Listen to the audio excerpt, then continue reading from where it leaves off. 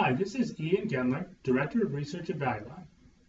I want to thank you for joining us today for this webinar, where I will show you how to quickly screen and evaluate stocks using ValueLine's powerful website and investment tools. Before the formal presentation, I thought it best to provide a brief overview of the economic situation, as well as ValueLine Research Department's view of the stock market. The following was written by Harvey Katz, ValueLine's chief economist. The Federal Reserve remains on a cautious track. After a succession of comments from a host of lead bank members on the merits of a possible shift in monetary policy, the Fed ended any suspense on June 15th by voting to keep its federal funds target unchanged. A Dow-May jobs report, below target inflation, weak U.S. business investment, and financial headwinds abroad all likely serve to stiffen the Fed's resolve against increasing interest rates just yet. Meanwhile, a July rate hike, albeit still possible, now looks less likely than an increase in September or even later in the year. A second quarter pickup in the economy seems right on schedule. After a tepid first quarter, data on manufacturing, non-manufacturing, and retail sales suggests that the rate of gross domestic product growth will improve notably in the now ending period, with GDP possibly rising by 2.5% or so. Still, some signs are mixed. To wit, the outlook is clouded by the uncertainties of the pending election in our country, by backtracking on the industrial production and factory use fronts in May, and by some slippage in consumer sentiment. True, some refilling of depleted inventories and a strengthening in job creation in the coming months, after the weaker May result, are logical. But if the past is prologue, the irregular path woven by the economy in the second halves of some recent years could be repeated in 2016. For now, we think growth will stay in the range of 2.5%. Earnings season is now around the corner, and here, as well, the signs are hardly reassuring, with many more companies in the S&P 500 index issuing negative guidance than positive forecasts. As before, a majority of companies should exceed their reduced targets. The bulls remain resilient for the most part. True, there have been a few sell-offs along the way, most recently in mid-June. For the most part, however, such selling has been well-spaced and rather modest, and the stock market is still within striking distance of its highs for 2016. In conclusion, the case for stocks is still comparatively strong, with the recent decline in bond yields making the argument for equity ownership all the more compelling at this time. Now let's move on to the formal presentation. As you can see, I am currently on ValueLine's homepage. Here, free of charge, investors can view today's market statistics, daily market commentary, and general interest articles that are written by ValueLine's research department. For those of you that don't know, ValueLine's research department includes 70 analysts, economists, and quantitative specialists. ValueLine's research and analysis are completely unbiased and independent. ValueLine has no investment banking business with any company. Unlike typical Wall Street brokerage firms, ValueLine does not execute trades for its subscribers and, therefore, has no vested interest in whether our subscribers buy, sell, or hold a specific equity. What's more, our staff of professional securities analysts are not permitted to own shares of the company that they cover. To get to ValueLine subscriber-only content, I simply click on Sign In at the top right.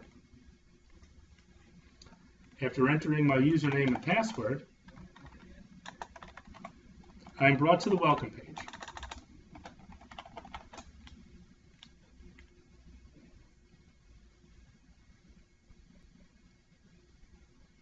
From here, I can quickly access most of ValueLine's products and services.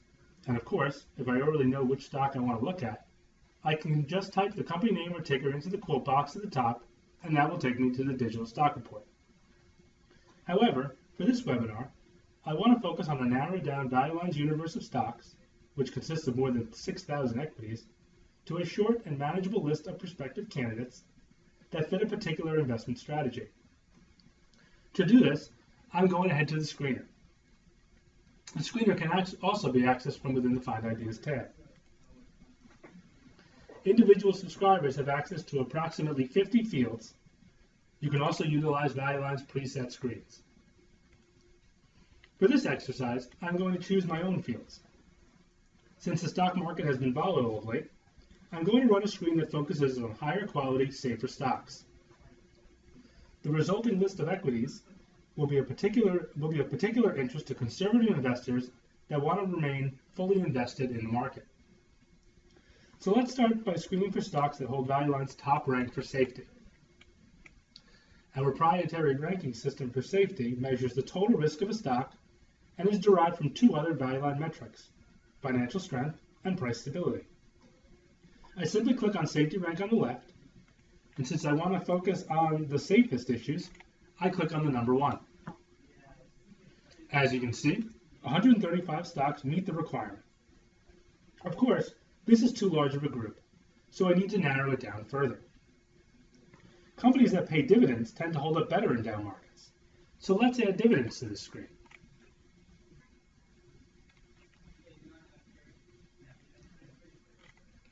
The median of estimated dividend yields of all dividend-paying stocks under Value Line review is around 2%. So I want to focus on stocks that pay about double that. To accomplish this, I simply slide the horizontal bar to the right.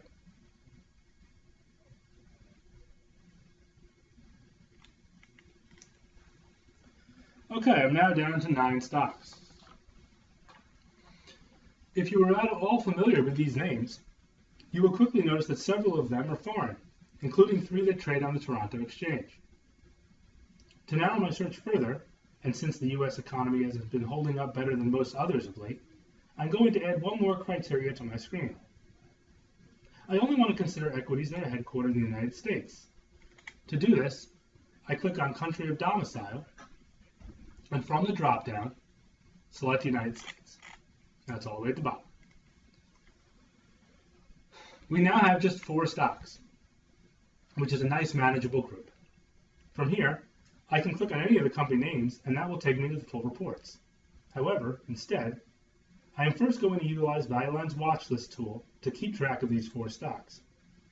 Perhaps I will monitor them for a few days before making a decision in regard to purchasing one or more of them. Accessing the Watchlist tool can be completed from the green bar at the top. After clicking on Create Watchlist and give it a title,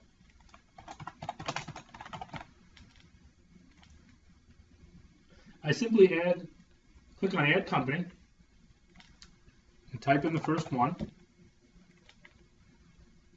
And as you can see, Chevron is added. And I just repeat this process for the other 3 names.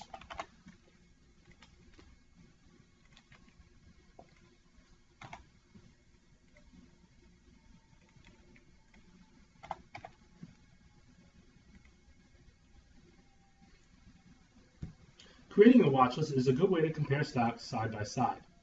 For instance, by just glancing at my list, I notice that AT&T is the only equity that is ranked 1 for both timeliness and safety. As I mentioned earlier, safety measures the total risk of a stock. Timeliness, on the other hand, is Value Line's proprietary time-tested method of ranking stocks for price performance over the next 6 to 12 months. I'm now going to look at AT&T's digital report.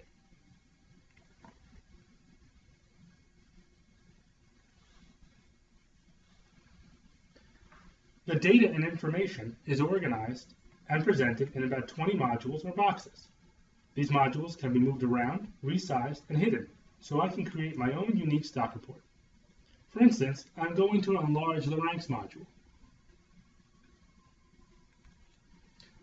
This expansion unlocks more data. In this case, I can see how AT&T's ranks compare to its peers and industry components. Another popular module is the commentary module. In fact, many Value Line subscribers think that the analyst commentary is the most important section of our reports. By clicking on the double-sided arrows, I can focus solely on this module. The green boxes at the top enable me to read previous analyst commentaries, and I can view recent rank changes on the right. In the most recent commentary, Justin Hellman, one of Value Line's editorial analysts, sums up AT&T's investment merits in the final paragraph.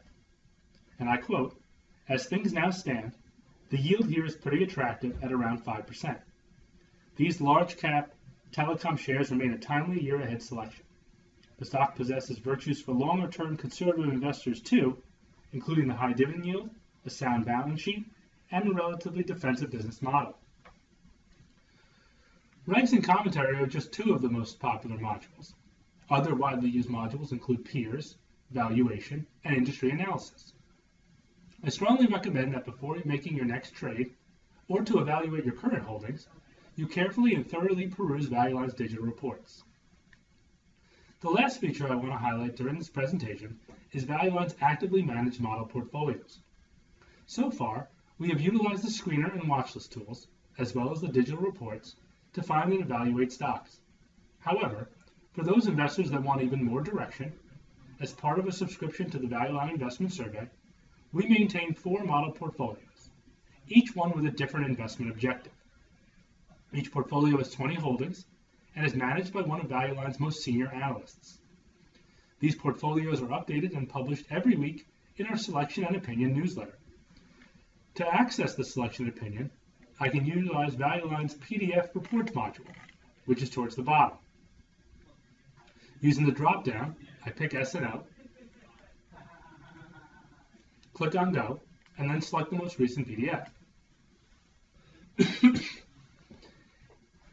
In addition to the model portfolios, the Selection and Opinion contains Value Line's latest economic and stock market commentary, along with a whole host of additional information that can prove invaluable to the investment community. More specifically, the product includes economic data and forecasts, stock screens, highlights, and quarterly special features. If you spend time with the S&O each week, you will receive valuable investment ideas and insights. Every week, each model portfolio gets a formal write-up, and the holdings tables include the most up-to-date data and information. Portfolio 1, stocks with above-average year-ahead potential, is primarily suitable for investors who wish to take on more risk in hopes of greater returns. Portfolio 2, stocks for income and price appreciation, attempts to combine our timeless ranking system with an investment objective for above-average income. This portfolio is primarily suitable for more conservative investors. Portfolio 3, stocks with long-term growth price potential, is based on the fundamental research of our staff of research analysts. This portfolio is suitable for investors with a 3 to 5 year horizon. And lastly, Portfolio 4 focuses on stocks with above-average dividend yields. Investors with an interest in current income should look here. In sum, Value Line is a unique source of financial information and analysis designed to help investors make informed investment decisions and reach their financial goals. Once again, this is Ian Gendler, Director of Research of Value Line. Thank you so much for watching, and take care.